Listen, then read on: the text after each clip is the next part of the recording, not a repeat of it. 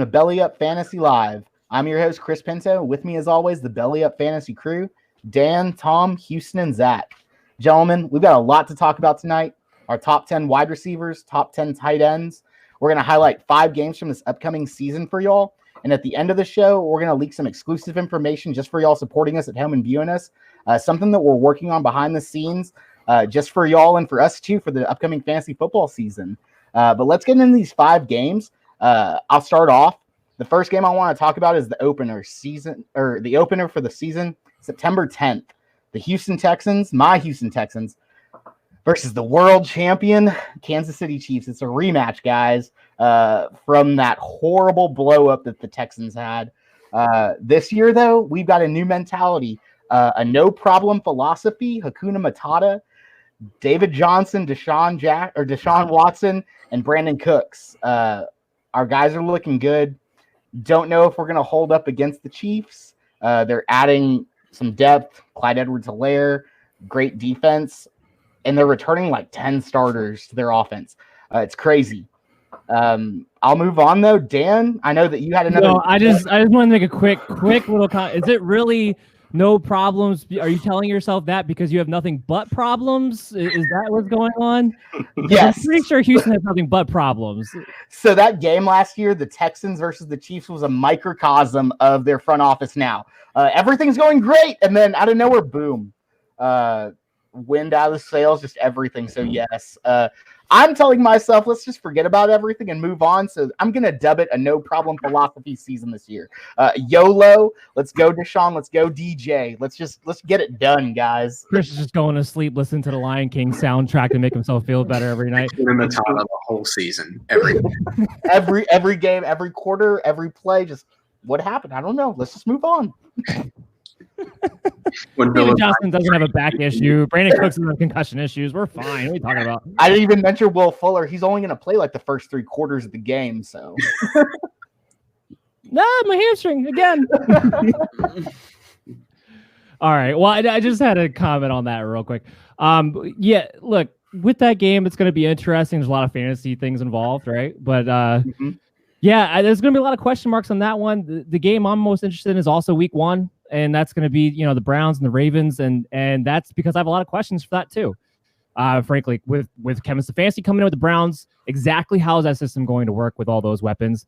Exactly how is a healthy Marquis Brown from out of the get-go, really, and the development of Miles Boykin and Lamar Jackson himself? Is he going to look to run as much as he did last season? I think we're going to find out what he truly wants to do week 1, whether that will maintain for the season or not. But I have a lot of questions for that game. I don't know if it's going to be a high-scoring game. I don't know if that's going to be like a big fantasy production type of game, but there's going to be a lot of questions. I'm going to be very, very interested to see exactly what happens. So that's kind of my game that I have pinpointed for week 1 that I'm most looking forward to.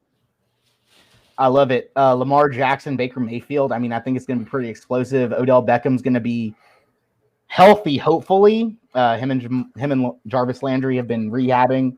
I think it's going to be pretty good. Tom, I think you had another first week game. I did. Definitely on the track of probably not the highest scoring in fantasy. Going to be Dolphins at Patriots. Big reason I'm watching this one. I have no idea who's going to start for either one week 1 at quarterback. Right?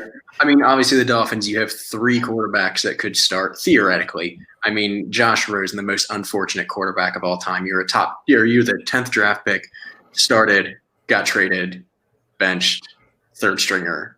It's just not looking good. Ryan Fitzmagic, you always have to account for him possibly starting. And then, of course, Tua. How can you not take that 1st round pick and start him at some point? Will it be week 1? Maybe, but we have to wait and see. Now, on the other side of things, the Patriots, I mean, obviously Tom Brady gone finally. Is the dynasty over, right? And who do you have there? You have Jared Stidham, who's never started a game. Belichick's got a lot of confidence in the kid. So, I mean, if it's Stidham, how does he play in his first ever game, right? That's going to be, are they going to move on from him partway through the season because he sucks in game 1 or, going on from that? I mean, does Brian Hoyer somehow come into play? Do they trade for somebody? Do they pick up Cam Newton? I mean, there's a lot of options on the table for that game, and just at the quarterback position alone. and I just can't wait to see who it's going to be for both teams. I'm really hoping that somehow they pick up Cam Newton. I think that would be a pretty cool fit just to watch him there. But if they don't, I really like Stidham just because of the backing that he's gotten from the organization. The last time they had a big backing like that was Tom Brady. So we don't know what he's going to do. Sky's the limit, I guess, right now, right? Hey, he was higher than a 6th-round pick, right? Yeah. Houston, you had a game for the fantasy football championships that was pretty juicy, right? Yeah, so where you guys went and picked week 1 games that usually aren't very high scoring, teams are trying to get back into it, learn their offense again, get things moving. I decided to take a game a little bit farther down the road, week 16 in the fantasy championships. And I went Chiefs-Falcons. Chiefs going to be a high scoring offense again. Falcons, high scoring offense. They did improve on the defense a little bit. Their defense has been Falcons defense has been pretty all right going into the season the last couple of years, but injuries have really riddled them to be a bottom half defense. So week 16, people have Patrick Mahomes, Kelsey, Hill. Then you're looking over on the Falcons side. You hear more how we like Julio later in our wide receiver rankings. And just a high scoring game, probably over 55 combined points, maybe even 60.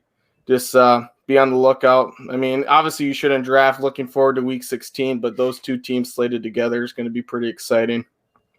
For sure. I think we were talking about Julio possibly getting his 4th 250-yard game that week.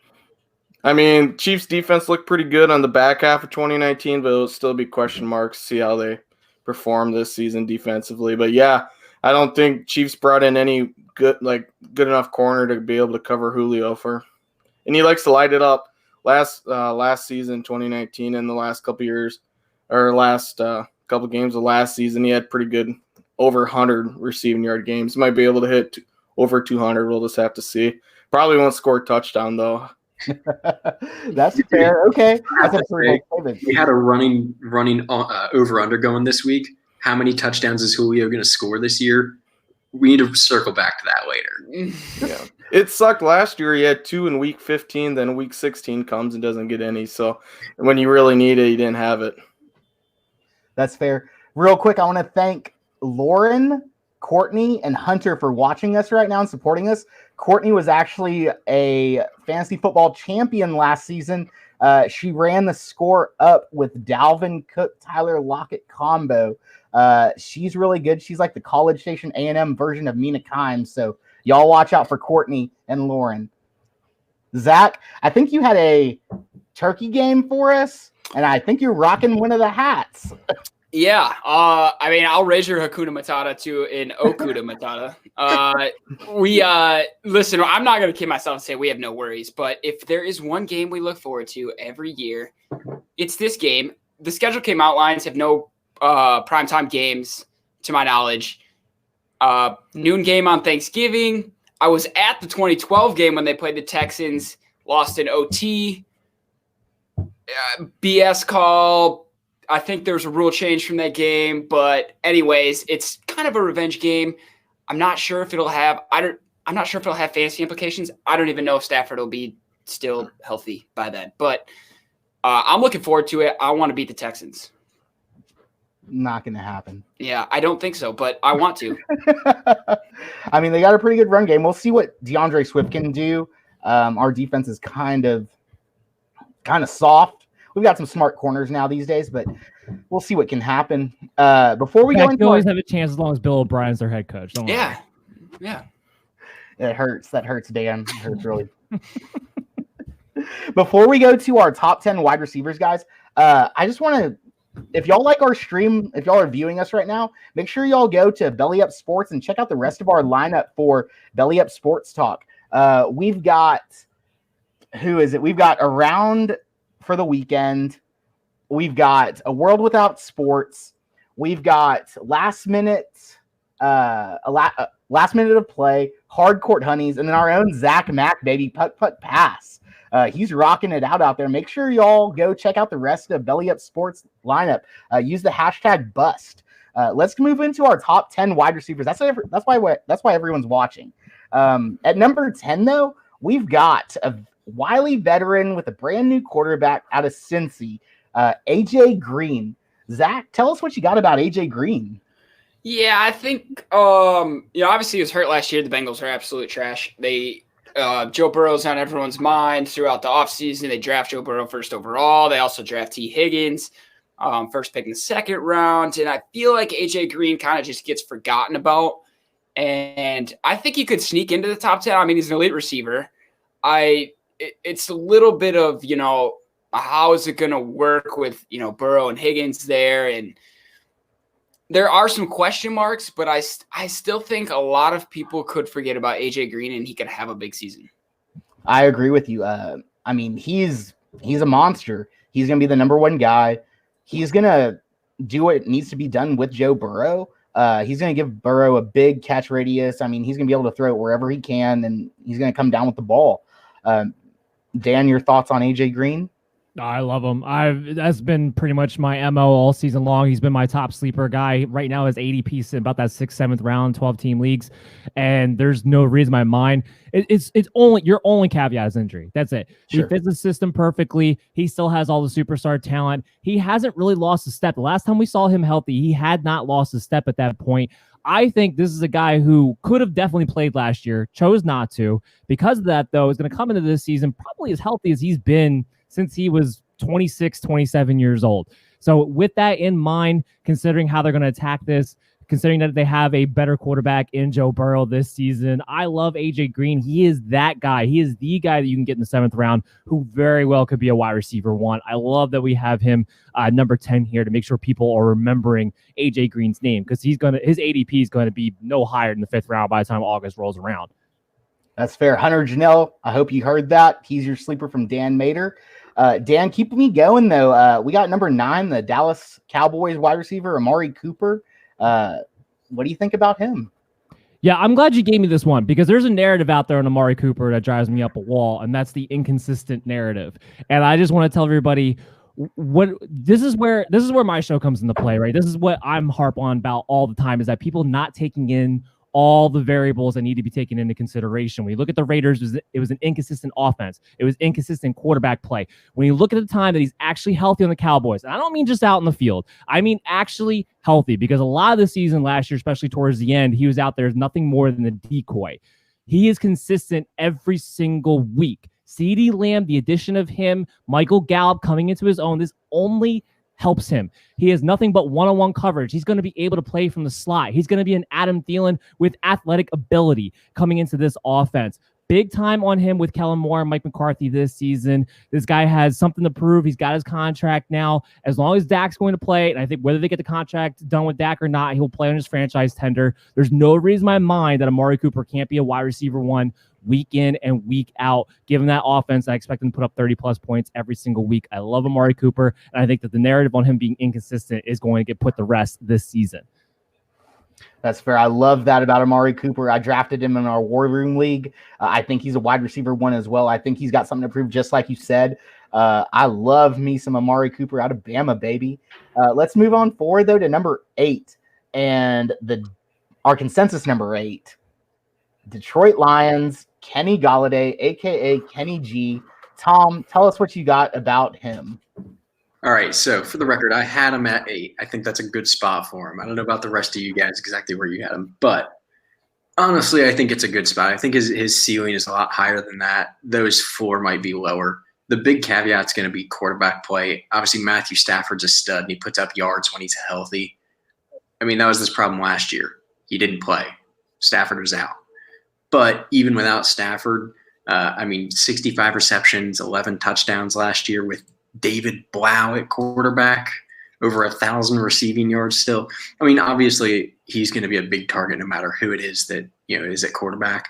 You think about the other receivers they have, Danny Amendola.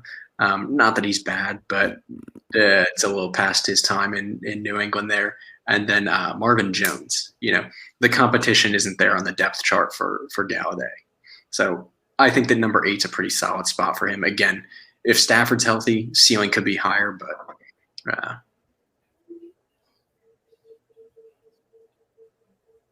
and Chris is gone. Oh man, we almost got there. Try again, I think I'm lagging right now, possibly. Try one more time. Say something. No. Yeah.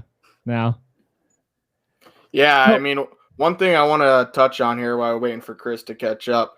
I really like Galladay. I think he's Can y'all hear me? Pretty good wide receiver in standard leagues. No. One thing that concerns about me is he only had 65 catches in 2019. If you're playing in half point or full point PPR leagues, I think he needs to have 85 to maybe 100 catches to qualify as a top 10 wide receiver. So that's just my take. If you're playing in standard leagues, the 11 touchdowns really helps. But he was wide receiver 3 last year. That's the whole key, right? Even with those less touches, now he had 11 touchdowns, I believe it was, and that had a big role with it. And I agree with you, Houston. If you want to take a guy that you want to take him in that top 10 range where he's going to go in the draft, then you want to make sure you have that concrete, at least floor of what kind of catches he's going to get. But I would argue the pace that he had before Matthew Stafford got hurt was on for 80 catches. So really the case for him to be made to get that number that you're talking about is really you need Stafford to stay healthy. That's kind of what it boils down to. Of all the teams that could use a quality backup, Detroit, and that's one of the teams that I really think should be possibly entertaining the idea of Cam, entertaining an idea of guys like that, because they need that backup. And if they do, then an argument can be made that it could possibly be a playoff team. Go ahead, Zach. What do you got on Kenny Galladay? Let's hear from you for your boy. Where in the line? Yeah, well, the OC changed, so I don't know if it was because, obviously the fans were in uproar. We were sick of the check down the screen game, started throwing the ball down the field. Marvin Jones and Kenny Galladay start going off. I think that's the key. If the offense stays that way and they keep throwing the ball down the field and Stafford stays healthy, like Dan mentioned, that's a big thing because they don't have a backup right now. So I think Dan hit it on the head. I mean, if Stafford stays healthy, they're going to keep throwing the ball down the field. I think Stafford wants to do it. The offense now wants to do it. The fans want to see it. It all adds up. It's just if Stafford can stay healthy and do it. Yeah, that's really what it all boils down to. But moving on to our number 7 guy, we're sticking with you, Zach. Another G-man wide receiver, Chris Godwin. What do you got for that man? Yeah, so I'm a big Godwin guy. I think on my list, I had him top. I think he was 4th. Did me very well last year. It's not my fantasy team last year. Nothing really changes. I mean, you add Tom Brady, nothing scheme-wise. I mean, you add Tom Brady, obviously, your quarterbacks, and maybe Tom Brady goes through his reads a little bit different. Isn't just slinging Godwin the ball every time like Winston is. But I still think not enough. Too many things got better for Tampa and not enough got worse. That I don't see. Like Bruce Arians uses Chris Godwin so well that I only think Godwin goes up from last year, honestly. That's kind of a hot take because he was already a top 5 wide receiver. For him to go up even further is going to be quite. It would have to be quite an accomplishment, I think. There, Tom, give me something on Chris Godwin. Honestly, I think that my biggest fear for Godwin, I think that Zach really hit it on the head. My biggest fear is that Jameis Winston obviously has a big arm, put up 5,000 plus passing yards last year. He was able to throw the ball deep to Godwin. He's a speed guy. So, I mean, Brady, he can put the ball accurately, and he can put it downfield. He can't sling it downfield the same way Jameis Winston can. So, is he going to get deep balls like he might have last year? Maybe not. But it is Tom Brady. You can't, take away from his ability. So I think that having a smart coach, Tom Brady, in there, he's still going to get touches. He's still going to get yards. He's still going to get touchdowns. I think his floor is very high. His ceiling might be limited right now, though. Well, it was more Mike Evans who actually got the deep balls last year. Chris Godwin kind of operated in that 5 to 15 range. And with Mike Evans, I think that becomes more of the question with his deep ball ability. Houston, what do you have for us on Mike Evans, who is our consensus number 6 at the moment? Yeah, I think this is one of the most interesting debates in fantasy football between Mike Evans and Chris Godwin. I kind of lean here and there, but of course, an overall QB increase at the position, of course, Tom Brady over Jameis Winston, who wouldn't do that, Fantasy implications, of course, who knows? I think that's still up in question for me. Maybe we can solve that here today, but Mike Evans, he's just been consistent. He's had 6 straight 1,000-yard seasons, played with Mike Glennon, Jameis Winston, Ryan Fitzpatrick, Josh McCown. Tom Brady is the best quarterback that he's ever had, and he's been a fantasy productive wide receiver regardless of who his quarterback is. I don't like the narrative that people play with, Chris Godwin's a lot younger than Mike Evans. Chris Godwin's 24. Mike Evans is only 26. I know he's had 6 seasons in the NFL, and Godwin's only had 2. But they act like it's 30 and 23. I mean, their age difference isn't that big to me. Only 2 years. I think Brady's arm isn't too shot. I mean, when Julian Edelman's your best wide receiver and he operates out of the slot, he's not making many deep down the field passes. Now that he had Gronk in New England and now in Tampa Bay, he's kind of a little bit more vertical stretcher in my eyes with Tom Brady. But yeah, Mike Evans, I think people need to also remember that I don't think he's just a deep ball receiver. Yes, that's what he's been good at, but that's kind of how the Tampa Bay Buccaneers and Jameis Winston always like to operate.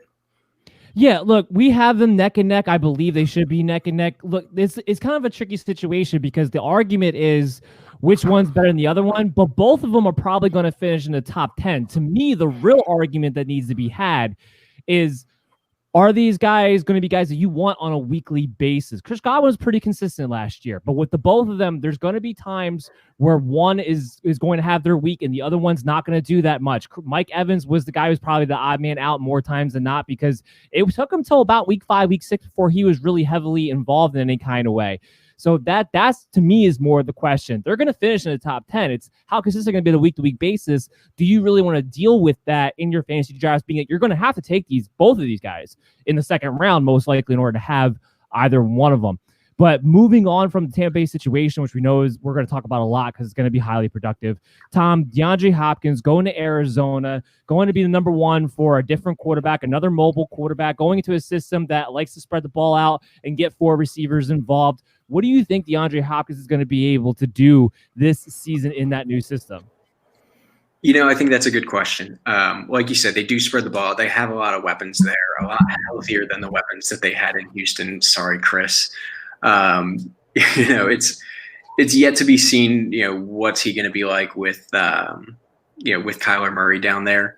It's tough to debate DeAndre Hopkins' talent, though, right? Out of the last 5 years, he had over 100 receptions, 3 of those 5 years, right? 1,000 yards 4 of the last 5. He's a monster. It's tough for anybody in the league to cover him. I think most people would agree he's a top 2 receiver, maybe the best receiver, depends on who you ask, talent-wise. But from fantasy implications, going to a new team that spreads the ball that much, it's going to be tough to say exactly if is he going to break that 100 reception mark. I think he'll get 1,000 yards, but PPR league, like you guys were saying earlier, could be a little questionable. He might start sliding down from where you expect him to be. Yeah, I kind of agree with that sentiment. I don't know if you're really looking at a guy who's definitely guaranteed 100 receptions this season. The Cardinals are in a tricky situation. Are we going to see the Cardinals in the beginning of the year, which wanted to spread the ball out and go 4 wide, come hell or high water? Or are we going to see a team at the end of the year that went a lot of 12-man packages, went a lot of 2 tight end sets, focused a little bit more on the running game? That's going to be the question mark. If you mix the 2 together, I don't see DeAndre Hopkins getting over that triple-digit mark when it comes to receptions. I think you're talking about a guy who might be more in the 80 catch range. Does that make him finish as a wide receiver 1? But top 5 might be a little dicey, I think. Moving on, Houston, Tyreek Hill. This is the guy. I shouldn't say the guy because there's one other guy I have in mind who maybe, but this is one of the 2 guys that I think could usurp Michael Thomas as the number 1 wide receiver because of that offense. What do you have for Tyreek Hill on us? Yeah, and that was just how I was going to open up this conversation here. Hill does have the potential with his deep ball and playing with the best quarterback in the league to surpass Michael Thomas as the number 1 fantasy wide receiver. PPR leagues, week to week, he's not the most consistent with the amount of catches he gets, but at any point of the game, he could have a 70-yard touchdown. And it's not like he's just running down the sideline getting touchdowns. He can go up in the middle of the field over safety and bring it down, which is crazy for the stature that he has and the type of wide receiver he is. When you play with the number 1 quarterback in the league, best pure passer in the league, Patrick Mahomes, you're going to be a good fantasy wide receiver. One thing I like that the Chiefs did They didn't really go out and improve their wide receivers. They felt kind of comfortable where they are. I hate Sammy Watkins. I don't know why they're not trying to move on to there. They have Mecole Hardman. I think he'll have a pretty good 2020 season. And then Kelsey, of course, but they didn't want to improve in their receiving game. Andy Reid and Patrick Mahomes felt pretty comfortable, and Hill has all the things in front of him to be a top fantasy wide receiver in 2020. And the big thing is he doesn't have the offseason issues, right? I mean, I don't know if Chris, who has possibly the ability to speak at this moment, wants to add anything. Can you all hear me? Yeah. Oh my God, this is crazy. College Station. All right, Giga Maggies. Just like our streets, our internet is not very good. That's a great sell for the college, by the way. I want them to blast that on a billboard somewhere. Come here. Internet and streets suck. Come to Texas A&M. Go ahead. Look, I'm just telling y'all, when I came to tour the campus in 2006, Texas was our main road that comes into town, and everyone that comes to A&M knows this. It was a two-way road. It took them 5 years to get a two-way road to 4. It's crazy. Aggie engineering, baby. It's what we call it. We're prided on it. And our architecture building is probably the ugliest building on campus. So that's cool. Sounds like Texas. Sounds like Chris Texas does not want to great. be actually their spokesman. That's what it sounds like. Oh no, I would love to be A&M spokesman. My wife works for the university. My wife works for the university, and we love A&M. We love everything about them. So yeah. All right. Tom, well, getting back on track. track, Talk about Christian Kirk. sort of, kind of. Christian Kirk. What are we talking about? Christian Kirk. Christian Kirk's the wide receiver 30. We're talking about the top 10, Chris. Get on the same page. What are we doing? Chris is trying to trade me for him. That's what's happening. A little insider on the Dynasty League. Oh. Yeah, good luck. I gotta have him. I don't have a wide receiver that's tickles my fancy, so I got some running backs, Tom, and you're kind of weak at running back. I made you an offer. You said you wanted more. Tom, just tell him to give you the one-on-one of not anything else. Anything else off the table. Anyway, yeah, look, our number 3 guy, Davante Adams, that's the other guy that I have could possibly usurp Michael Thomas. He was my number 1 wide receiver going into last year because it's kind of similar to Michael Thomas for the same reason. He's just set up in a situation where you might get 90% of the wide receiver targets for the team. Plain and simple. Alan Lazard, Devin Funches, Joe Schmo off the street, whoever they want to stick at wide receiver number 2, doesn't matter.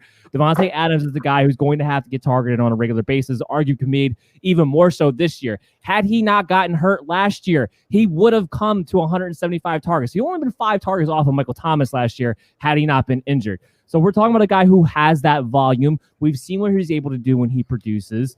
They're in a situation where the defense fell off. They went 13-3. So that's what everybody tries to harp on. But the realness is that defense fell off towards the end of last season. Does that continue? That's going to be the question mark, I think, especially towards the beginning of the year. I think the Vikings got better. I think Detroit got better. I think you're going to see some certain things like that where they're going to have to put up more points than they originally did. And Davante Adams might be that 100-yard, 1 touchdown a week machine that we saw in Michael Thomas a season ago. Zach, I'm going to go to division rival here. Zach Attack, what do you got on Davante? Yeah, so I had him at 2. I also flip-flopped him a couple times before I submitted my list. I had him at 1 a couple times, honestly. Pretty much for every reason you just said, he's the target there. You mentioned Alan Lazard. It looked like Aaron Rodgers liked Lazard for maybe a week and a half last year, but that was like about it. And it was, Adams was hurt. So I think you're right. You get a monster amount of targets, and it's can he stay healthy? And you're right, though. I think the division got better overall. So that's why it's so tough for me. Like I had him 1, 2. I dropped him to 3 at one point. I had him back at 1. It's tough, but I agree with you. I think he could potentially get number 1. Yeah, that's how I've been looking at the whole way. You're looking at guys who can out-target Michael Thomas. And nowadays, Emmanuel Sanders, an argument can be made that he's not only going to see regression because 180 targets is hard to duplicate to begin with, but also because he's going to actually have to share it a little bit more. Houston, Julio Jones, number 2. Tell me why, or tell me why not. Yeah, so besides Julio Jones not being able to score and the touchdown, and which is kind of hard because he gets double coverage, triple coverage every time they enter the red zone. Their running game's never been that good to take their eyes off the backfield, or they're always looking at Julio. But my story for Julio is a little bit different here, and I think it's more the approach of the NFC South in whole. Every team in the NFC South got better. Panthers got Teddy Bridgewater, Bucks got Tom Brady, and Saints added Emmanuel Sanders. Kind of stayed about the same. Alvin Kamara's back, fully healthy. I really don't expect an NFC South divisional game not to be in the over-under 55 points. I think every game's going to be over 55 points. I've always kind of targeted the NFC South for my fantasy players because I think it's the best fantasy division in the league. Just tons of wide receiver talent. And the corners there are not good. Panthers corners, I can't even name one. They lost James Bradbury. He left. I think they had like one guy in the 7th round, and they're all undrafted free agents for the rest of their corners. It's just their secondary is not good. And they'll just have to continue to score a lot of points, Falcons, to win games. I would love to see Julio maybe grab 10 scores, maybe go out. I don't know how many more years he has in him, but he's getting to the end of his career. I believe I can fly. No, go ahead. No, vacated targets with Hooper out now, but I think Ridley takes the next step. Julio takes another step forward. Real possibility to have 1,500 receiving yards. And if he can get a little bit more touchdowns, that'd be perfect. He should. It's always been an oxymoron with Julio Jones. It makes absolutely no sense why this man doesn't get more touchdowns. So I'm with you, Houston. On paper, this is a guy who should be averaging 10 touchdowns. It's never ever made any sense. But Chris, do you have any retort to that? Because I saw you shaking all about down there in the bottom left. The SEC, baby, it just means more. I love Julio Jones. I had him number 1 overall over all you guys who had Michael Thomas number 1. I get it. Julio's a little old, but we're talking season-long redraft leagues, baby. I think he's number 1. He's going to go out on top like Houston was kind of mentioning. I think he's probably got 1, maybe 2 seasons left. He's going to go out when probably Matt Ryan goes out, but they do have Todd Gurley now, who is definitely a bigger threat than Devontae Freeman, who couldn't get anything done last season, regardless if it was the offensive line or just him. I think Julio Jones is going to be the number 1 guy this season. I think we were kind of talking behind the scenes about this, about making a little prop bet or something like that for this entire season. I'm going to say Julio Jones is going to be a better wide receiver fantasy-wise than Michael Thomas. Do y'all want to take me on that bet? And what will we even bet? Well, we're gonna get to that. We're gonna figure that all out. We're gonna come up with some kind of show like bet that we're gonna do throughout the season. So we're gonna give us a little bit of time on that. But first, Tom, Zach, Houston, I need the 3 of you to remind me never go to Chris again when it's a guy from the SEC because I don't want to hear it again.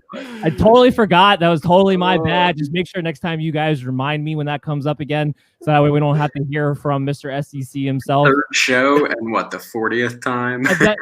You guys have to remind me of that. All right, I've been drinking a lot of beer all night long. It's a little difficult to always remember exactly, and it's like as soon as he said it, I was like, crap, I went to him again. My bad.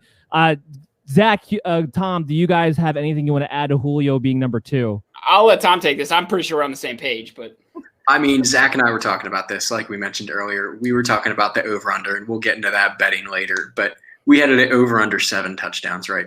The guy has scored less than 7 touchdowns 5 times in his career, over 7 touchdowns 4 times in his career. And when it's under, it is under. He's 2, 3, 4 touchdowns a year. It's pretty bad. And when he's over, it's 8 touchdowns. I mean, the guy can't score. I don't know why. I don't get it. You nailed it on the head. He should have 10, 12 touchdowns a year. He's got 1,400 yards a year a couple times. With the number of touches he gets and how skilled he is, I, for the love of God, cannot figure out why he doesn't do it. I will say, best tackling wide receiver out there, though. 110%. Probably the most monstrous wide receiver out there outside of DK Metcalf. Number 1, of course, just like the running back position, Christian McCaffrey is like the undisputed number 1. Michael Thomas has to be the undisputed number 1. Chris, we're not going to go to you, so you can stop gyrating down there. Houston, Michael Thomas, number 1. Tell us why he could possibly repeat again. Yeah, I mean, very much possible. I mean, he's playing with Drew Brees. Drew Brees loves to target him, and you don't even need Drew Brees. Even with Teddy Bridgewater, he had pretty good stats last year. The thing is, he's not like over the top great wide receiver. He just runs good routes, good body frame, good soft hands. You can go up in the red zone and catch it. I think Julio is a better all-around receiver than Michael Thomas, of course. But when you play in that offense with Drew Brees, you're going to be targeted a lot. And just back to the narrative, playing in the NFC South, they're going to play the Panthers twice a year. They're going to play the Buccaneers. I think those are going to be pretty good games there. Really a lot of fantasy points scored. And Michael Thomas, I don't think he'll be as productive as he was last year, but I just can't see anybody taking him off the pedestal here. Zach, anything to add? I just think on Belly Up Sound Off last year, I said Michael Thomas would be top 2 because Drew Brees is getting older. And, when you get older, you lean on a lot of experience. And when you're experienced, you want route runners. And Michael Thomas is a great route runner. So there's that chemistry between Michael Thomas and Drew Brees that I just think Drew Brees has 100% trust in. He knows if he throws the ball, Thomas is going to be there. And I don't think he's going to have any doubt whatsoever trying to lower targets to Michael Thomas. And for me, that's why I know I talked about Davante Adams earlier, but that's ultimately why I put Thomas over Adams. I think if maybe Drew Brees wasn't the quarterback situation in New Orleans, I probably would have put Adams first, but just the chemistry between Brees and Thomas to me is enough to put Thomas at 1. Yeah, it's too many targets to ignore heading into next season. That's ultimately what it comes down to. Before we transition over to tight ends, I want to give everybody like a little sneak peek behind the scenes here for the show. Chris is supposed to be the host of this show, just FYI. But because he has no internet ever, I wind up having to take over. Now, I'm going to try to pass this along to Chris to let him actually host the tight end section of the show. We'll see if we can get 5 minutes in before I take back over. But go ahead, Chris. Lead us into the tight ends. Well, before we go into the tight ends, I want to give a pretty big special shout out to 2 podcasts that I've been watching lately. The Good Old Boys podcast, and then also Benchwarmers and Burners. Both of these guys have been doing great things. AUKDB to both of those podcasts. Y'all know what I'm talking about. I love you guys. Thanks for supporting the show. But let's move on to our tight ends now, our top 10 tight ends. We've got number 10, a brand new guy to the system, but we got him in our top 10. Falcons tight end, Hayden Hurst. Dan, tell us why he makes our top 10. I didn't even have him in my top 10, so tell me why I should. Well, I'll tell you why I should. I had him in my top 10 without doubt. Look, he's not the most explosive guy. He's not the guy who's going to take off the top going down the seam. But neither was Austin Hooper. And as far as an athletic ability goes, Hayden Hurst and Austin Hooper are very, very, very, very similar when you look at their numbers from the scouting combine when both of them went through that. Hayden Hurst is a first-round talent. He's an all-around tight end. He's going to be on the field 24/7 for the Atlanta Falcons, especially helping out that offensive line whenever he can. That means he's going to be in goal line situations. It means he's going to be available for the red zone. So we know Julio Jones doesn't catch touchdowns, so somebody has to. And if it's not going to be Ridley, it's most likely going to be Hayden Hurst. He's a guy that right now we have in the top 10. Not too many other people do. He is somebody you're going to be able to get him in the teens, and he's going to be able to give you tight end 1 production on a week in, week out basis.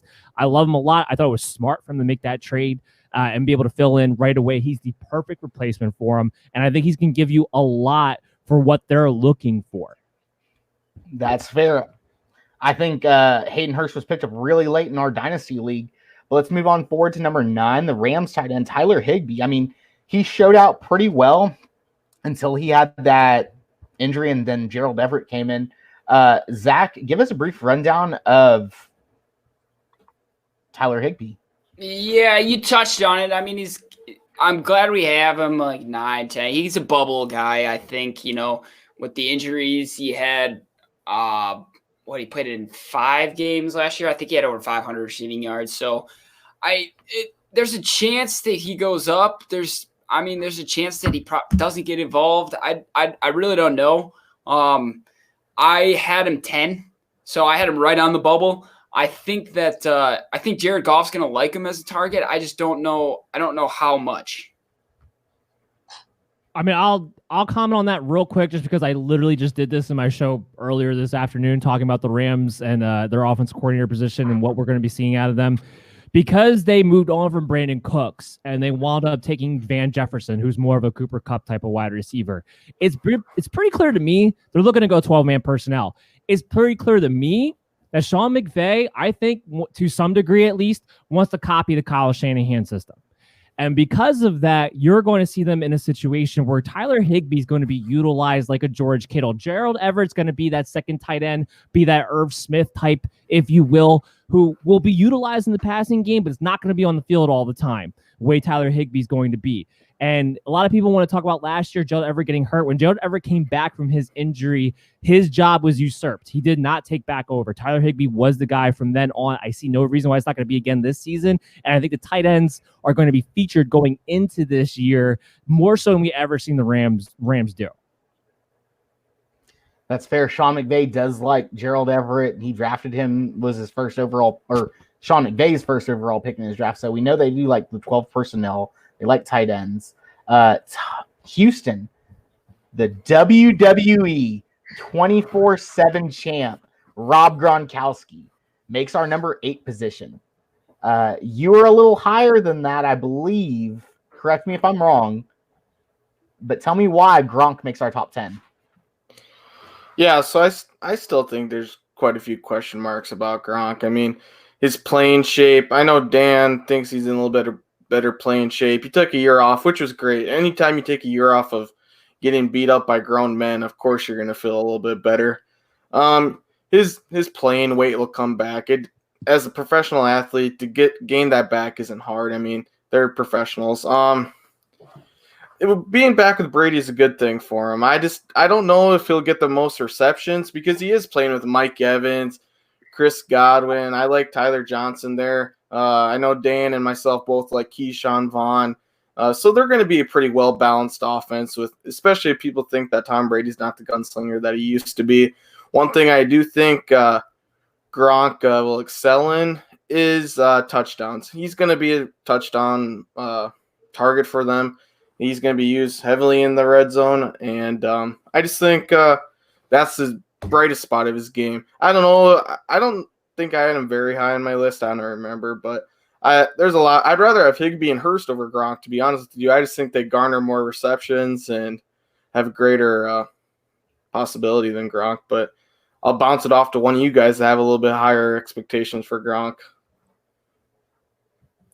Well, real quick, your rankings got Gronk a little higher than Hurst and Higbee. Gronk is actually number 8 for you. Regardless of that, I think he is going to be a big red zone target, like you were saying. A little stat that we had last week, I guess, when we were talking about Gronk, was Brady had like 10 receptions from 10 yards or 20 yards out. When Gronk was playing, he had 22. I think he's going to be a big-time red zone target for them. Tom, tell me about, though, Hunter Henry. I had him on my fantasy football team last season. He did great with Phillip Rivers, but this season he's going to have 2 new quarterbacks.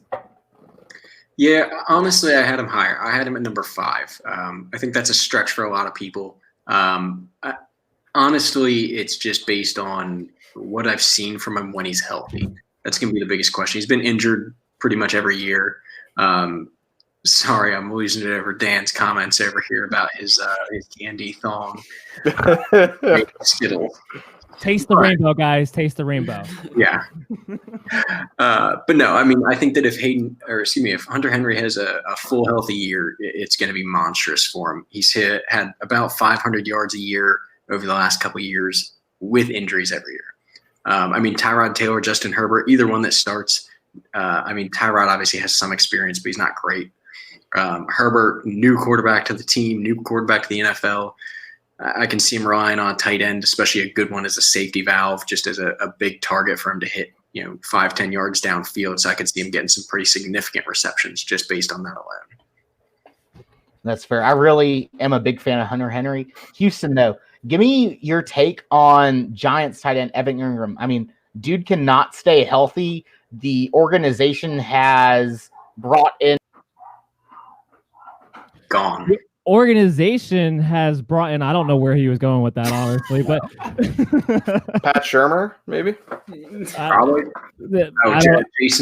Jason Garrett. Jason, it had to be Jason Garrett. That's the only thing that would make any sense that he was going with that, because he does have the history of going with Jason Witten and featuring him in the offense. But Houston, what do you have for Evan Ingram as we try to get Chris back? Yeah, I mean, the one thing you got to touch on when you go with Evan Ingram is he is injury riddled. I don't think he played 2018, missed a lot of games in 2019.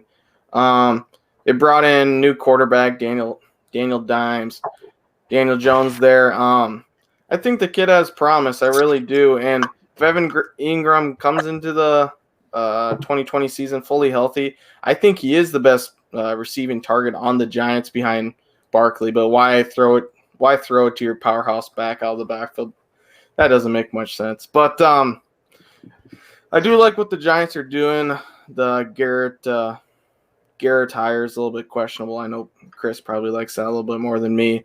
But Ingram, I think he has all the talent in the world to be a top 5 fantasy tight end, and I think he has a good situation. But his current draft position is a little bit too sweet for me because of his injury concerns. I've always been kind of a guy that'll go late round tight end. Last year I went Mark Andrews. I just think there's a greater chance of hitting on a late round tight end than to spend up for someone like Evan Ingram that has those injury concerns. That's fair. I got Darren Waller last year, and I think it was like the 11th round. I really liked it. He ended up pretty well for me. Speaking of Darren Waller, though, my boy, the Wallerus, baby. Zach, tell me about what you got on the Wallerus, a.k.a. Darren Waller, the baller, Hard Knocks favorite. Yeah, he did. You mentioned I think he finished 4th or something like that last year. Over 1,000 yards. Yeah. Dan touched on it a little bit earlier. The Raiders were very weird last year when he talked about Cooper. Waller was pretty much the only receiving target after Cooper was gone. So it's understandable why he finished where he finished. This year, I dropped him a little bit in my standings because they picked up some targets in the draft. Obviously, Ruggs in the first round. So, is it going to stay the same? I'm not sure. That's why I dropped him. Maybe somebody has a little more information on Waller and can explain, why he should be higher. But for that reason, I had him a little bit lower on my list. Yeah, I mean, I'll kind of touch on with this, Zach, and I know you asked for someone to talk about him a little bit higher, but I think there's nothing wrong with putting him a little bit lower. Like you said, the Raiders went out. They got Ruggs, Bryan Edwards, Lynn Bowden. Yeah. Don't forget about him. Exactly. So I don't know.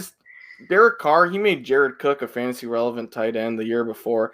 Derek Carr likes to target the tight end, but I think there'll be a little bit more run first approach on that offense. I just can't see Waller finishing as high as he did last year.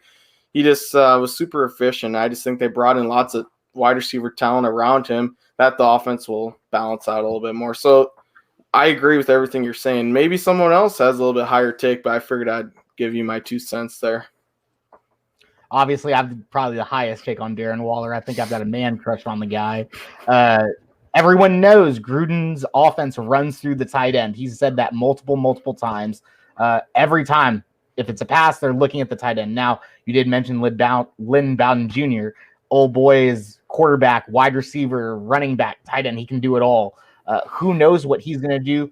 Mike Mayock has said that he's going to start his career as a running back. Now, is that going to be a true running back and even a Josh Jacobs, or is it going to be a wildcat running back and just take over Derek Carr's position?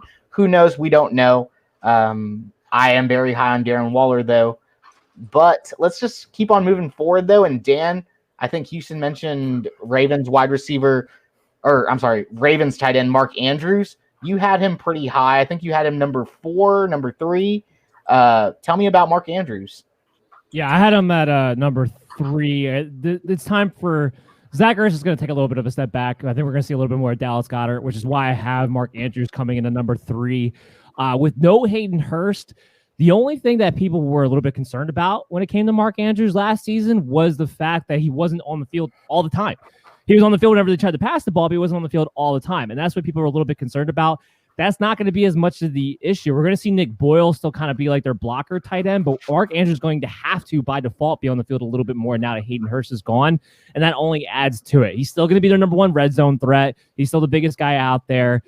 There's already a rapport between him and Lamar Jackson, so I'm not really worried about, even if Miles Boykin was able to take a step up this year, it's not really going to equate into Mark Andrews losing touchdowns. And if anything, I could easily see Mark Andrews adding on an extra 10 receptions this season at least. I haven't gone through all my numbers yet, but I think we are going to try to look for him in that sense. So Mark Andrews, we're going to see him really, really high this year. The only thing that I would be a little bit concerned about is that I'm not quite ready to take him in that third round role, which you're going to see like Travis Kelce and George Kittle, them kind of go. I'm not quite ready to take him there because he's still not at a point where I feel super confident that we're looking at 85 catches or like borderline wide receiver 1 numbers, which is what George Kittle and Travis Kelce can get you, is why you take them as high as you do. I don't know if we're quite there, but I think you might have to go that high if you want to get them. Yeah, that's fair. I mean, Lamar Jackson's going to have to throw his Jackson 5 narrative touchdowns to somebody out there. Devin Duvernay, Mark Andrews is probably his favorite target close to the line. Who knows what's going to happen? Number 3, though, Tom. Real quick here. I don't think people understand this, but Mark Andrews was actually third in total snaps out of all the tight ends on the roster last year. Right. Hayden Hurst and Boyle both played higher percentage of snaps than him. He's just going to be on the field more. He was pretty banged up in 2019 and still performed greatly. So I think he's in for a great 2020 season. For sure. I totally agree with that. Zach, let's talk about your Eagles, though. Zach Ertz. You mean Tom? Tom, I'm sorry. Tom's the Eagles. Got Zach Warren, Detroit Lions fan. Yeah. I was about to fake me an Eagles fan. So good. I was like, let's talk about your Philadelphia Eagles, you Detroit Lions fan. I'm looking right at Tom, and I'm like, Zach, what's going on, man? Because his name is Zach Ertz. He was like, Zach must be a fan of Zach. No, that's the thing.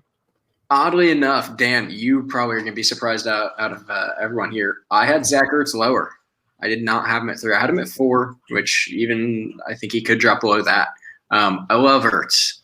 He's a great tight end. Ability-wise, top 3. I don't think that's necessarily an argument, but fantasy-wise, I'm just waiting for the drop-off here. You finally started to theoretically add some weapons out there. Wentz does spread the ball a lot. Goddard's come into his own over the last year. He's not going to get his 100, receptions, I don't think, this year. 75, sure, but I think it's going to start to become tougher and tougher to keep him in that top 3 year by year here as Goddard comes into his own, even with a 12-man set, because Ertz has always been that number 1 guy. He's going to get the coverage of the number 1 guy. Well, I think this is the last possible year because what we don't know is that Dallas Goedert might be on that cusp of taking over the job. I think this is the last possible year Zach Ertz may even have to really be the number 1 tight end on the Philadelphia Eagles. So that's going to be a question there. Tom, if you can hear us, you're completely frozen with your pucker kiss face. Not sure what's going on there, but if you can hear us, drop out, come back in, please, so we can finish out the show with you. At least it's not me, but that's a good picture, Tom. Looks like a straight pedophile with the glasses.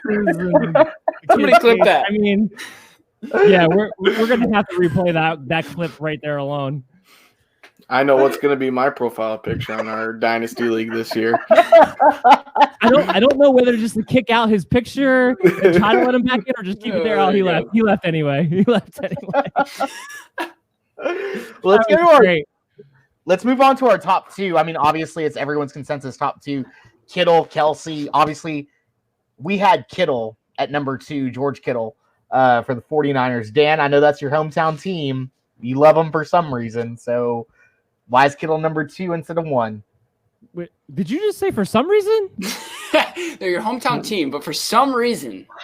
Well, if I was a Seattle Seahawks fan, there's plenty of reason to like George Kittle.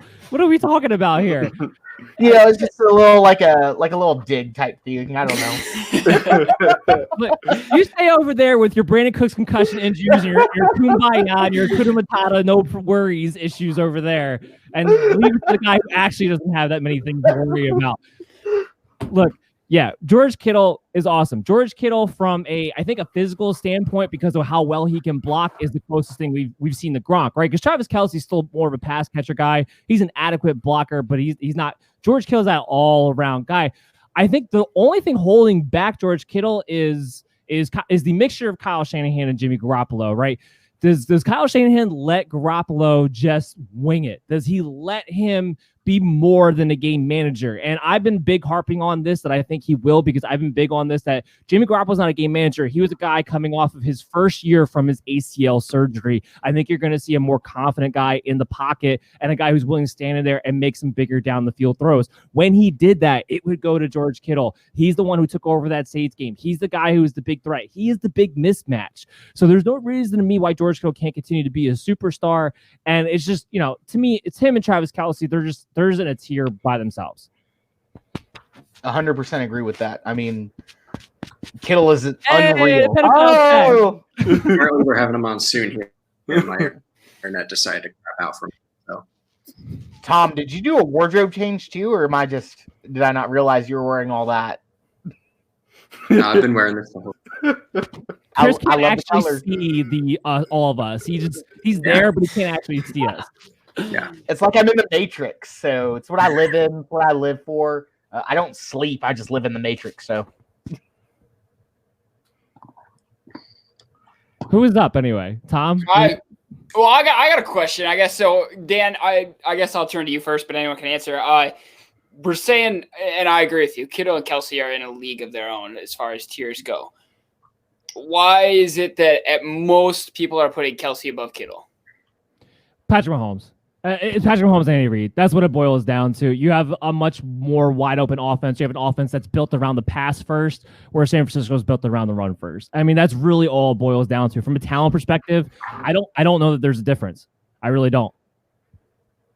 I think they're both hard-nosed players. They love to get the ball. They want to be featured. We've seen Kelce get in the faces of referees, defensive backs. He's got a little bit more fire. Not that Kelce doesn't, or I'm sorry, not that Kittle doesn't, but I've just seen more out of Kelce than Kittle.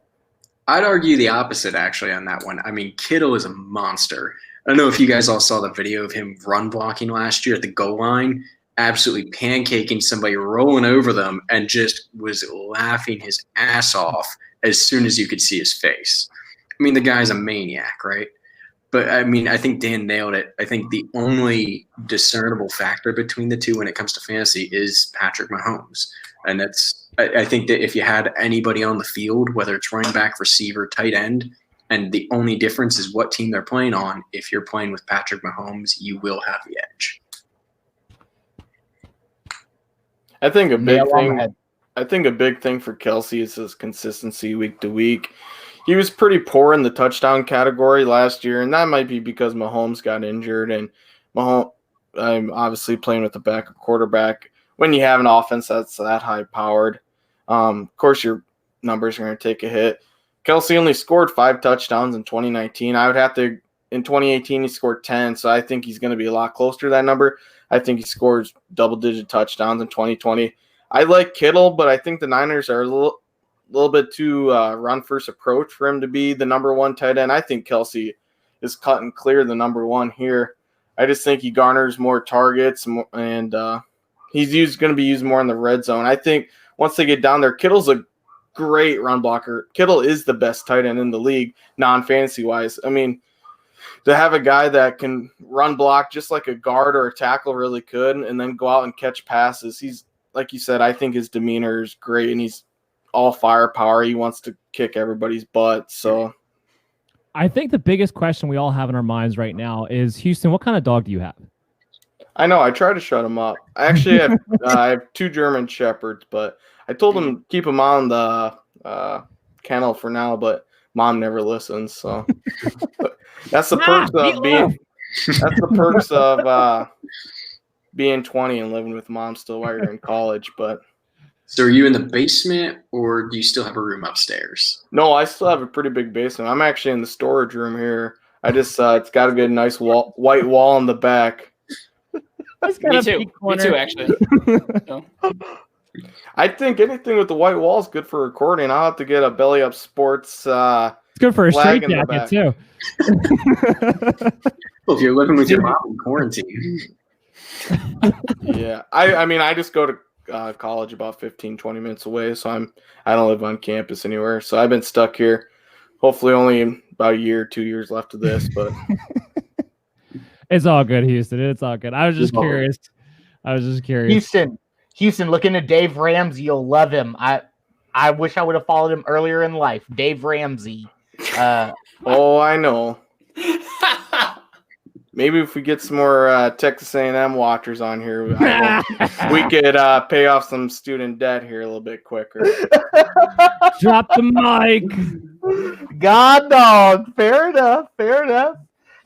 Close it out. Yeah. As we're closing out though, Dan, Houston, let everyone know what we're working on behind the scenes to, further our fantasy football careers and then helping everyone else that's supporting us out.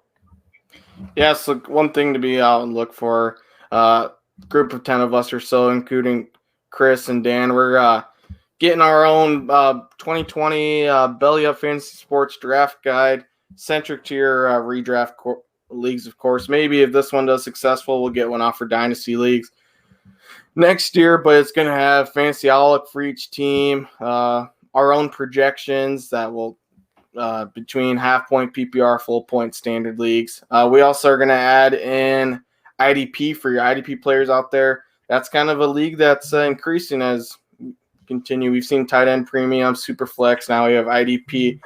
The different kinds of leagues are always going to grow, and we're here to serve you with those purposes. We're going to give you sleepers, busts, deep sleepers, our breakout candidates, and much more with their draft guides. So be out to look for that. We're working hard on it. We're going to deliver something that you for a good price, and you're going to get a lot of value with a lot of content. Hope you to bring what should we call it, a Belly Up Fantasy Live Championship to your home. There you go. That works. Love it. Tom, Dan, Houston, Zach, guys, it's been fun. Thanks for the insight. Can't wait to do this next week. Everyone who's viewing, make sure you follow Belly Up Sports for our own take on what's going on in the current sports world. Belly Up Football for what's up to date and current with the NFL. And then also Belly Up Fantasy for the ever-changing landscape of fantasy football. But for everyone who's watching us and viewing us at home, who's loving us, guys, tell everyone where they can follow you and find your own works for your own personal stuff. It's Zach Mack for me. At Puck Pass. Obviously football is your number one sport, but if hockey is your number two sport, check out Puck Pass. Talk about hockey. We go live on Wednesdays, so check that out. But other than that, it's just Belly Up Sports. Yeah, so I decided to go get a little bit on brand. I switched my Twitter handle to Belly Up Houston, a little bit easier to follow me there. So give me a follow at Belly Up Houston. Let's go. There you go. Belly Up Tom, we're keeping it real easy here for everyone. Check us out, roast us. I mean, I know I come in here with some of the hot takes out of you guys. I think I'm putting people way higher or way lower than they could be in these rankings. So, come at me, roast me. I don't care. I'll take it. I'm probably the most complicated one of the group just because I have the other podcast going on. But at MDSFF Show on Twitter, we have news updates that I correlate with Belly Up Fantasy on a regular basis as well to make sure you guys have all the angles that you need with all the players that you might be playing with Dynasty Leagues or looking to prepare for your drafts. And, of course, also available on Facebook at MDFF Show. Had a show come out earlier this afternoon, Coaching Changes, Fantasy Impact Part 1. We had Robbie on from the Run Boys Network. He was great there. We had a great show today. And then we're going to be back next week with the part 2 for that to wrap it all up. So that's what you got going on with me, Dan Mader, for the MD's Fantasy Football Show. Everyone who's listening, I do recommend Dan's show, MD Nation. I'm a part of the nation. I love it. I get my pretty much everything I do from him. He's pretty good, and he's like the underground guy that no one knows about. But everyone who's at home, you can follow me, AEKDB at Aggie Kappa Sig. I'm always on the Belly Up stuff. Follow me. I'll follow back. Everyone, meet us here for next week while we give you our takes on the guys who aren't in the top 10 or 20, our favorite hour guys. We've got some really good guys that we've been talking about that can help y'all out with y'all's fantasy football drafts, later rounds, who are so good. Guys that I didn't even think of until I talked to these guys. But guys, this is Fantasy Football Live. I'm Chris Pinto. Thank you for supporting us. Thank you for watching us. Thanks for following, and we'll see y'all next week. Love y'all.